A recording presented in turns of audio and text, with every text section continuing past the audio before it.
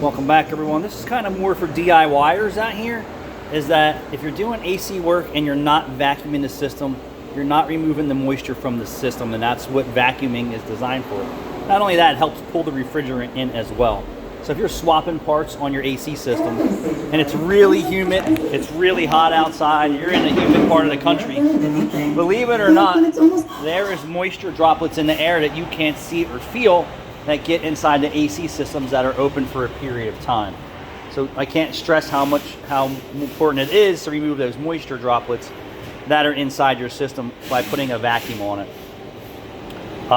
If you're a quick service, you're doing something that takes minutes or seconds, you're still introducing a little bit of moisture in the system, but not as much as a system that's open for a half hour or an hour. And by you just putting a rag over it or something like that, it's just not sufficient enough. It's right where, So what I'm doing to this system is, this is recover what was in the system, recharge, and report and diagnose. This system was over here, was recover, failed the vacuum leak test, it's got a leaky condenser. It's very common on the Hondas, and this is a very similar system as the older generation that the condenser's leaking on that Honda. I don't know what's going on with this. Like I said, these original systems don't put dye in it. It really makes it hard for you to identify the leak.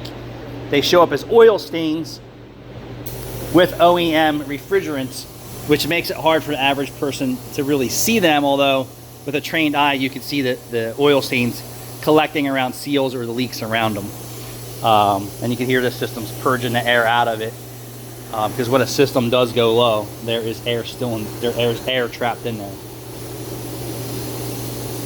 And that comes from opening, closing your service ports, getting in here and doing repairs to opening the AC system.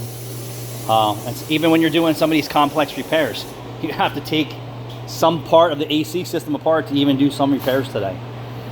Very important that you vac a system. The longer the vac, the better the job. Thanks for watching.